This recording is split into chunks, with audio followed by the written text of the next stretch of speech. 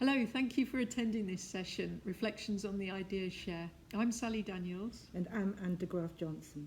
Together we run a module called Live Project Design Studio, which architecture students undertake at the beginning of their Part 2 academic studies on their way to completing the requirements for becoming qualified architects. They are students who already have an undergraduate degree in architecture, and many have had work experience in practice. The format for the live projects is that students work in teams, and each team works on a real-world project, either working with communities, volunteer groups, or other groups who otherwise could not afford to seek project advice. Each project has a client representative or facilitator. A critical part of the projects is the exchanges that occur between students and communities. In addition, we've introduced an Ideas Share event that provides an opportunity for all the client facilitators to meet and share their work. We'll say more about this later, but first we want to show a recording of the reflective discussion between the facilitator and students on a project that looked at parks in the Ashley Ward area of Bristol. It's a project which we consider to be an exemplary model where students and facilitator are very clear that central to the project was the notion of sharing ideas and listening to the community.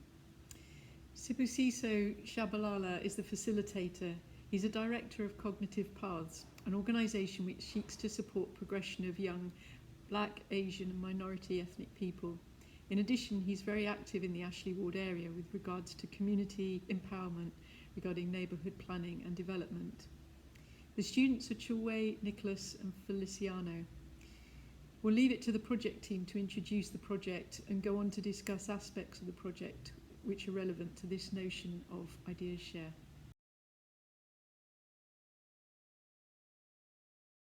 The Ashley Ward is made up of 4 different areas. And what we wanted to do here is to actually find a way in which you can connect green spaces together so that for the future benefit of potential deregulation of procurement services from the local authority, the different groups that manage parks, if they were or if they wasn't, so is part of the process of identifying which parks are maintained and looked after by groups, and then creating a little bit of a consortium. So there's a coordinated approach around how space is facilitated, how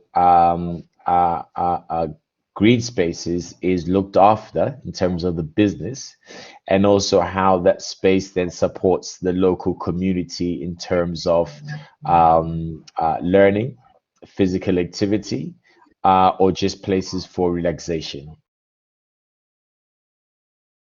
I think the power of getting people within the community to push forward on what they want within those green spaces was really identifying who are the people, who are the anchor organizations within St. Paul's that would have vested interest in green spaces, but then contacting them directly, I think was one of the main points in sort of, as outside students, not necessarily from Ashley Ward, not directly involved in the community, but approaching them in a correct way, saying, there's this opportunity that the council have made available that very few people are aware of.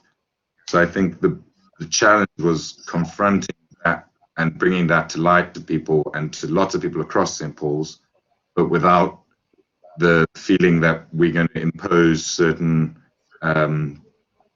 approaches to their green spaces, that it was actually a means of contacting people and making them aware of what's going on, as opposed to an architectural proposition for a space and trying to get their feedback on it. Last presentation that we had, the Ashley Ward kickoff workshop, it was all about getting the community to actually voice their opinions and concerns about their green spaces. It wasn't really us proposing anything. We were just sort of giving them that platform to have their voices heard and to communicate between each other, because we would find situations where people wouldn't, from the same community, not knowing about a green space or an anchor organization. So creating that network and getting it all together was sort of the main focus and what we aim to do. And we did end up seeing it happen between a few of the green spaces. So that was one of the wins that we had, and was really, really nice to see. Holston Green Space and I think St. Paul's Green, they ended up starting to work together. So that was one of the goals that we wanted. So it was really, really good to see that come out. So the big challenge, I think, was try to find people who really want to take care of those spaces.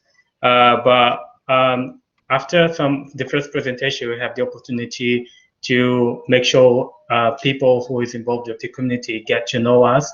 And some of them got really interested on our work and decided to work with us, which was really good to have that experience to work with them. And now they have the opportunity to get access to the document. And we really hope that some of these projects can really come alive at some point. I think that's an interesting point, Feliciana, because I know out of our final conversation, the first conversations with one of a lady named Tara, who's very involved in St. Paul's community, they started a thing called Wild in St. Paul's. Yeah. For the same funding batch as what we did, and they actually got granted a lot more funding than what they requested, and that's for the Holston Community Room Garden that they're busy. So I guess just through the conversations, it helped the community realize the power that is available to them, you know, and the funding that is out there, and the approach that can be taken. Throughout our university life, we always had the chance to design project which never come alive, and then now we had the chance to be working the actual project, and we learn a lot, especially from each other, having Esther as well guiding us at SIBS as well, which was really helpful to have them, and also be in touch with the community.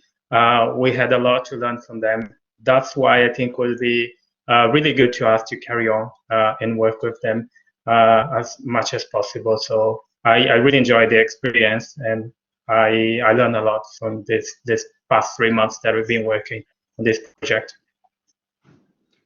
Yeah, I think for me, there was a big reflection on what communities actually want, and this sort of feeling, you know, as Feliciana says, we all, you know, whether we're working on master planning projects or architecture work in practice, is that often, you know, a client that's paying is really what you as a sort of orientate yourself around, and actually realizing the greater impact of these, especially when it comes to urban scale planning, is really the impact that has, and the strong voices that we heard from the community.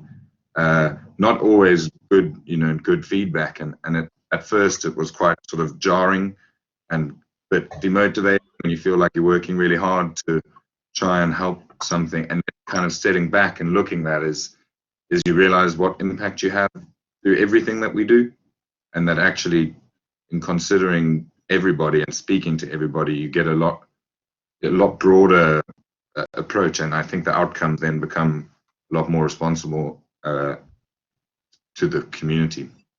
I think that was my big takeaway.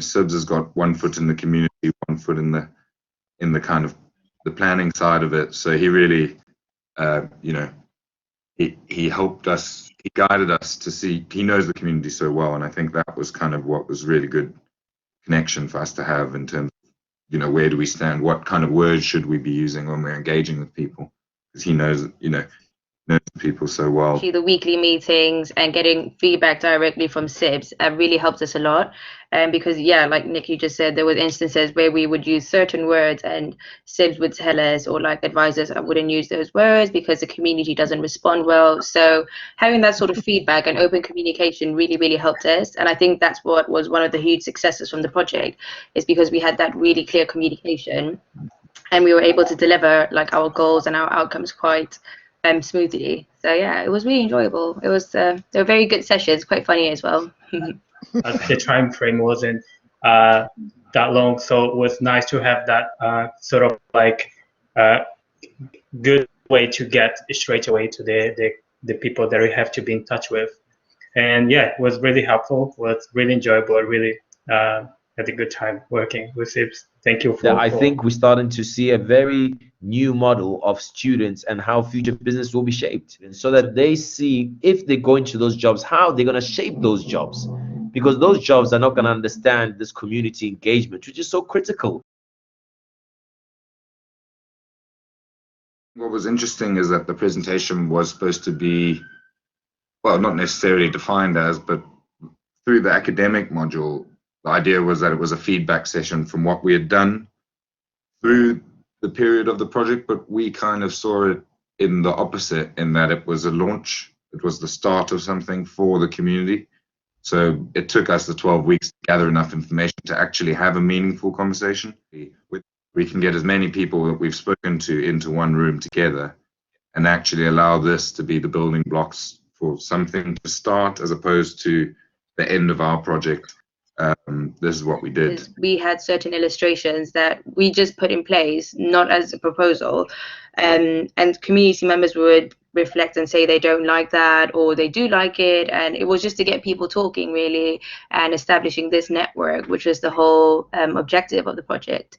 As was mentioned previously, was exactly to them to share their thoughts about the green spaces, as they already know what area we've been working on and how many green spaces you have in the area. As we found out in the first workshop, not many people knew how many green spaces you have in samples and actual boards. And was nice to have that feedback from them, which you could add it to the document in the end, and have this format which will be helpful for the future. I think the big thing was really the sketch drawings and being exactly that. You know, there were silhouettes of people doing certain things and in green spaces, and it immediately brought reactions out of people of what could have been a really long hour of silence. Ended up being people going, well, we've got a tent actually at the St. Paul's Learning Centre, and someone else, St. Werburgh City Farm, were thinking of actually doing something on that space already. And then, you know, St. Paul's and St. Werburgh City Farm, just through a drawing that we did, which really, you know, I think there was just some plants saying, well, kids play football there, so how can you put planters there? And it really started to draw immediately, and contrasting opinions from different people within the community as well. So I think it was really that fodder, those sketch drawings, that got everyone talking, and they were kind of vague enough for no one to really, you know, it wasn't a final rendering, it wasn't a final, there was no dimensions, or it was spatial, but I think of a use, and that really is what I think brought the conversation to life, when people can react to, as opposed to, here's a blank space, what are your thoughts about it? We really want to know what they expected from those spaces, so that we don't want to then feel like we're proposing this idea, but we're expecting to them to give us idea what they would do. We have it sort of like a challenging moment in the beginning, because we really want to engage with the community in the parks, and we also plan to do some sort of like activity with them, but because the lockdown hit again, the second lockdown, so we thought it wouldn't be safe to do it, and then we decided to just keep everything digital. However, I think we managed to do quite well. So the fact that some of the people who's been part of the engagement, they kind of knew us already. It made them feel comfortable. Also, I think it's convenient to them, because they don't have to leave their house to come to the meeting, so they can do from home. And we managed to like set up a time which will be convenient to everyone after 5 o'clock, when everyone, whatever work is not on your shift anymore. And then it did work really well. So I think they really enjoy to have that meeting with us, as we actually enjoy be in touch with them and have those sort of like conversation engagement, which was very important to our project. I think what's beneficial about virtual presentations is accessibility. It's recorded. You can share that with anybody for the next year. So whilst that could be captured in a video, and you know, with a lot of additional editing and that for an actual, you know, live engagement, this can be shared by multiple people, and people that maybe later in a year's time are looking at parks in St. Paul's, or you know, in 6 months, and they go, well, let's look back at what the ideas were actually, and it's recorded there. So whilst there's benefits of face-to-face collaboration and community engagement. I think actually there are some good benefits of virtual meetings and presentations. It wasn't bad. The community did respond really well to the online workshops and all the stuff that we had to do. So yeah, I don't think it was too much of a problem. In the beginning, it was a little bit slower, but once we navigated how we can do it, it was fine. There were some people that wouldn't speak out loud or turn their mic on, but they would prefer to use the chat box. And I feel like if we had done this physically, they might have their thoughts in their head and then miss out on actually verbally saying something because maybe we'd run out of time or they'd have to go. So it was quite easy to like pop something in the chat box and then we would be able to respond to that. So because we had two platforms, one of us would normally be speaking and someone responding on the chat box. So I think that did allow a lot of people that would maybe not want to voice something but feel comfortable typing it. Yeah, so yeah, the community does like the I can see you, you're very close, and also it's very useful because it's a natural way of community engagement. But the way that they did it is that they engaged with groups before they brought them onto the main Zoom meetings. So through one-to-ones, through phone calls, through emails, and because some of them live local, they also spoke to the people. So I think it had a nice multi-access, multi-entry element into it, which is again is credit to how they facilitated the project. So I couldn't really see much of the difference, but equally for myself, it was much beneficial that it was virtual. I think had it been physical, because we did try to say we'll use Docklands, right? As a 1 day thing where people can drop in and you could do COVID blocks and they could come in 6 or something like that.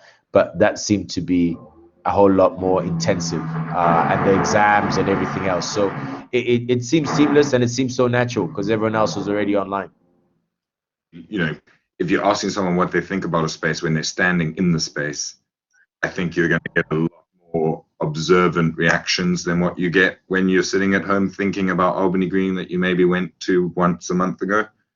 So actually, I think physically we would have really utilized the spaces that sat around our brief really well. But the unfortunate reality is that we couldn't. So I think, yeah, that definitely would have changed quite a lot in terms of the earlier engagement, at least prior to the presentation. When they're at home, they have something memorable from their experience there. And I think that was quite key because then if you go to a space and you remember something about it, then it stands out. Whereas if you're just standing there, you're looking sort of for something.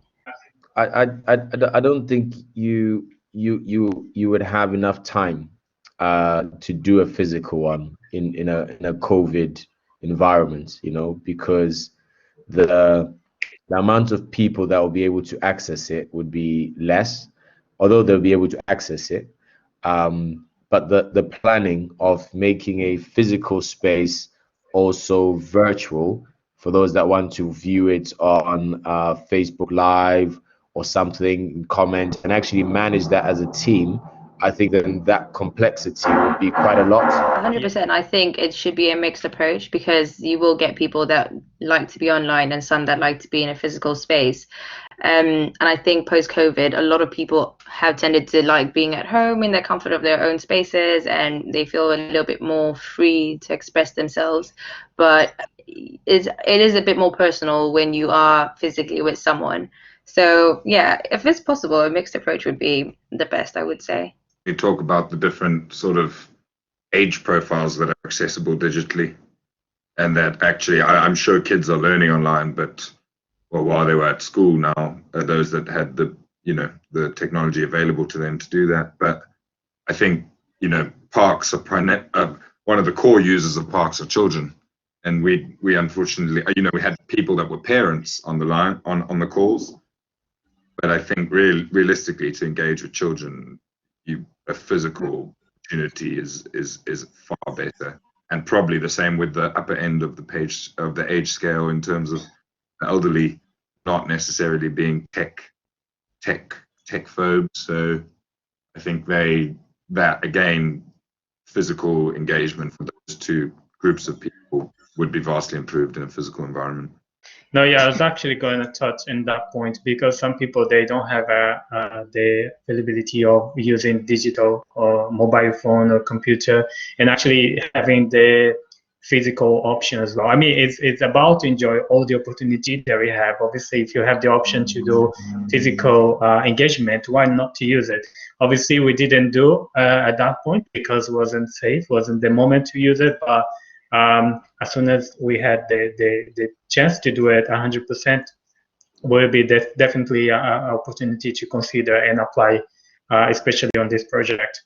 Yeah, consider in fact that some people, they don't have access to digital and platform is also like open more options to be in touch with them, not just through digital platform. I'll just touch on that quickly. One little comment. Yeah, because one of one of the people that we're speaking to was a single mom with 2 kids. So it was beneficial for her to be at home so she could be with her kids. So she had to be somewhere physically. That might have been like a lot of pressure for her. Like, what does she do with the kids? Does she bring them over? So definitely a mixed approach would be the best, I would say. We've recorded a conversation between 2 of the project teams. Students have worked with Colford Town Council for the last 3 years, and with Local Learning, a community interest company in the area of Hillfields, Bristol, for 2 years. We'll let the teams introduce themselves and go on to discuss their perspectives regarding the ideas share.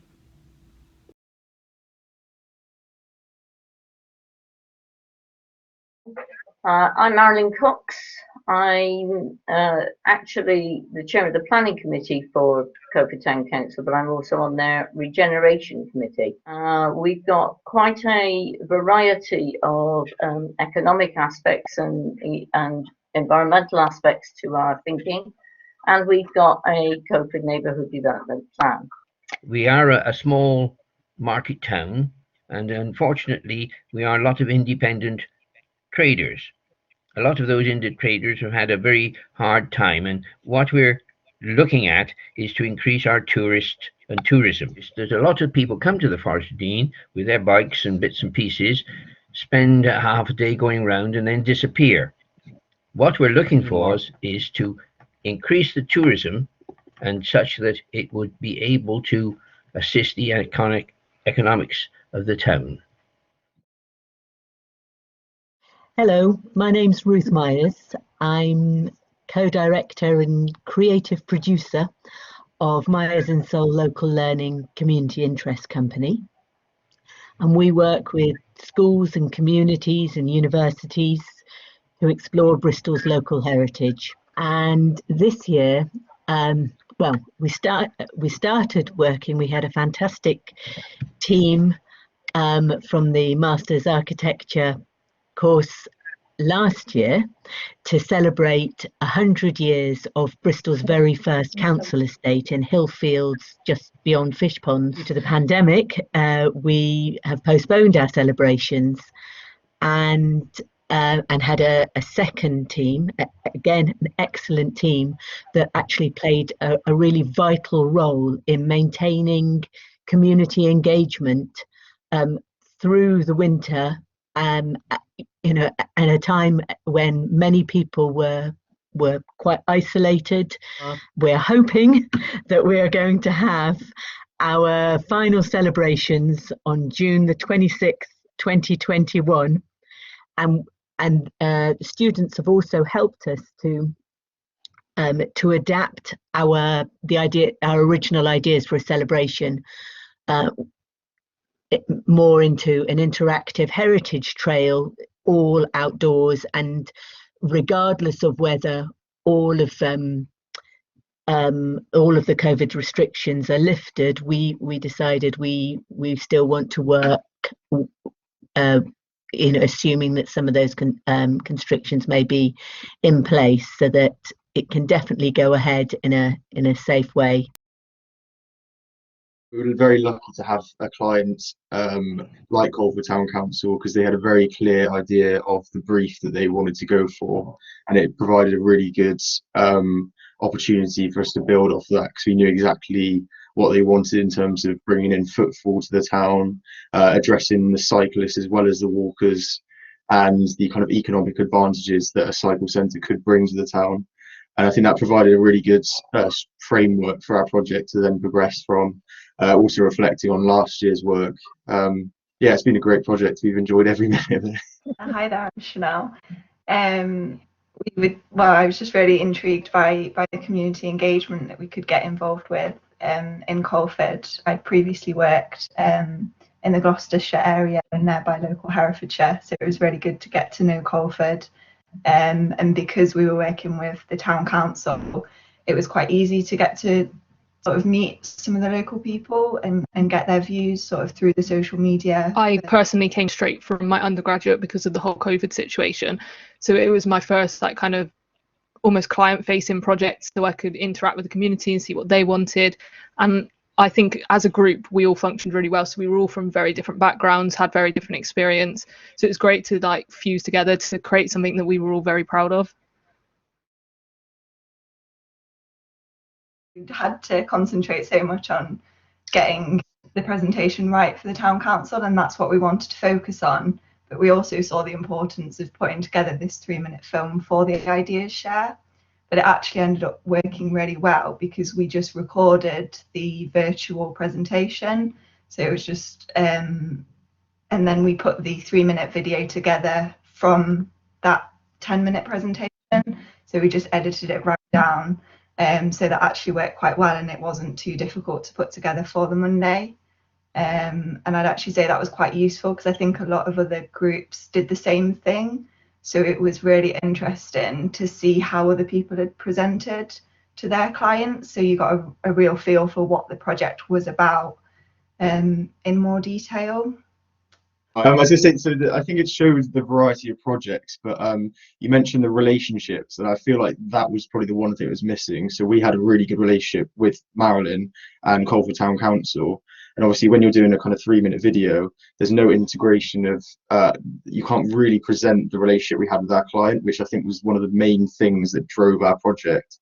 And I think that was probably the main thing that I felt was missing when presenting our work as opposed to the relationships that we built, which were such a big part of the project. In reviews, I know that there's lots of informal questions, interactions and things beforehand. When we're all pinning up, we can have conversations with the people. So I think we missed out on that. And even the Q&A afterwards, it's kind of a bit more pressure for anybody to ask the questions because it's online, so it's a lot more attention on it. So I think we missed out on that. Typical architecture design project where you don't have a live client, and it working online, it feels very isolating, and you speak to the odd person, but because you're not working in a group and there's no platform to share your ideas and you don't have that informal conversation, it's a lot different to the live project. And actually the ideas share, looking back at it now, was really valuable to, especially during lockdown, to see other people's ideas. In terms of the ideas event, which I've attended both physically and virtually now, I did find that we did lose out a bit this year in terms of it having to be virtual. One of the things that I particularly noted, and I've met Ruth before physically at previous ideas share events, and she was one of my links that I said, oh, I must get back in touch with that person because there are some things that I need to know that she's done and I haven't. I remember our conversation and really like the opportunity to talk with you again, and really hope that there are those opportunities. And it was one of the things that I particularly enjoyed from that first session. I always do this. What are the 3 things I take away from any event? One is always working with the students, because it's very important to me to come up with younger people and people who are coming to something with fresh ideas, which is exactly what we wanted and what we got from the students this year. And their report back was excellent, and we are taking things on. I'll perhaps come back to that later. But I think also it's the what you gain by the way. So it may be in terms of meeting other people who are not the students you're working with and have like community principles. but it may also be techniques that are used, the ideas share. It was good to have something as opposed to not have anything. It was good that we had the technology that we could contribute and get the give and take, if you like, of that situation. But I do feel, if we can, please, can we keep the physical? There's so many different stories and stuff you can get from people that when you speak to them, just have a conversation. It doesn't need to be necessarily planned. You can kind of encourage it. But yeah, I think that was slightly lost in the virtual version, because obviously, as you mentioned with Marilyn, with the conversation from last year, I feel like that kind of conversation was lost this year. That it would be really good to try and get that into a future ideas share. But apart from that, I think it was really good to get an idea of other people's projects, and it was great. Obviously, we hadn't really seen anyone else's, so being able to see other people's projects and again the function of their team was a really good experience. Yeah, no, it's good.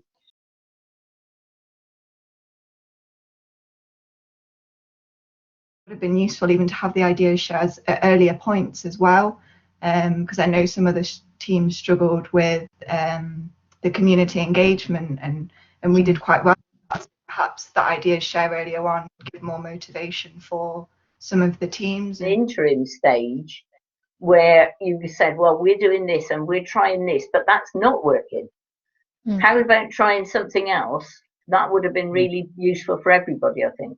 I think it's so much about, it's not just about the outcome is almost, the final outcome is almost incidental. Obviously it matters, but it's about the process and capturing the process as you go along. It's all that kind of conversation, isn't it? And that dialogue and being open to learning, and us as the facilitators and clients as much as the students. And that, you know, it's difficult to kind of capture that process anyway. But yeah, so yes, having something in the interim, maybe it's another idea share, but the emphasis is on the process. This is what we've tried so far. These are the conversations we've had.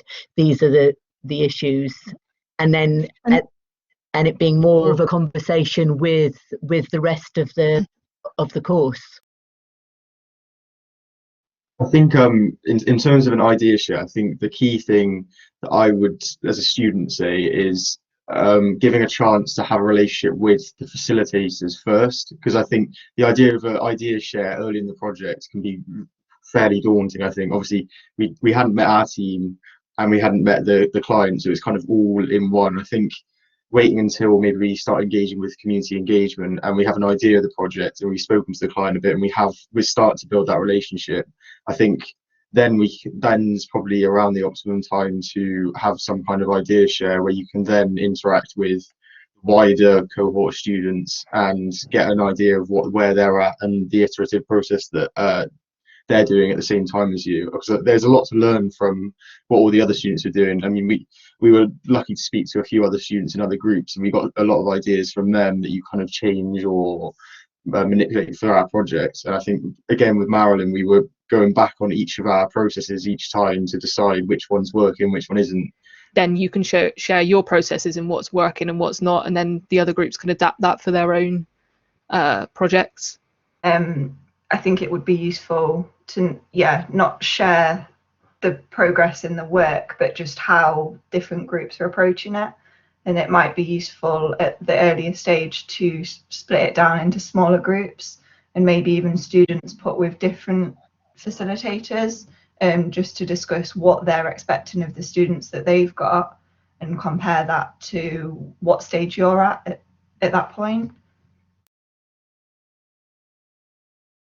I think campus is quite like, it's a neutral zone really, because each project could be anywhere in the UK type thing. So obviously yours might not have been in Bristol, and I know a couple of them were. So campus is kind of like a central hub, whereas if you were to do an idea share in each of the locations, you'd have a lot of travelling about, and then you have to choose which one would have more emphasis, and it could just get a bit complicated. In terms of doing idea shares in the location, I think the idea of maybe doing something like that with the community that you've done your project with might actually be a better idea, as well as the one on campus. but also having this interaction between, like a final interaction between the community, the client, and you as a team, I think would be a really good kind of idea of, so the community gets an idea of where we're at with the project and what we can offer or we have offered. Obviously there's feedback that comes from that I think we would find really valuable, because it's kind of like if you presented your design to someone, they'll always have something that could be better. And that, I think, a lot of, again, the iterative process of learning, you're just kind of building on what you've done. And I think, yeah, the idea of having some kind of idea share with the community might be quite good. I really like these opportunities to meet with like-minded people and to share ideas, and it makes what we're delivering, it can only enhance it. Whatever it is, I think it gives us something to learn what other people are learning, and we can then take that forward into different situations. So yes, certainly a follow-up for a variety of reasons, if only just to keep in touch with people, because we do miss you. In summary, going forwards, both discussions, the edited and unedited versions of the films, provoked further thinking on the future delivery and structure of live projects. We thought the notion of an interim idea share between students could generate further strategies for community engagement and perhaps make them more effective. The use of mixed media, live and virtual, seemed to offer greater flexibility in terms of engagement. For instance, the use of virtual meetings did appear to facilitate attendance by people who might otherwise not be able to, for instance because of caring responsibilities. The telephone conversations that the Hillfields team used in speaking to some of the older community members also was very useful, and also helped to mitigate aspects such as isolation. The Ideas Share event itself appeared to be much more effective when held live. It provided much more social environment, accompanied by a buffet lunch, as well as giving client facilitators the opportunity to see a range of projects and to talk to other project teams, which might, in the surface, appear very different, but often offered different strategic and participatory approaches. In addition, we recognise the value that the Ideas Share, whether in the community or in the School of Architecture, can be used to offer more intergenerational interactions and conversations about place. Thanks very much for listening.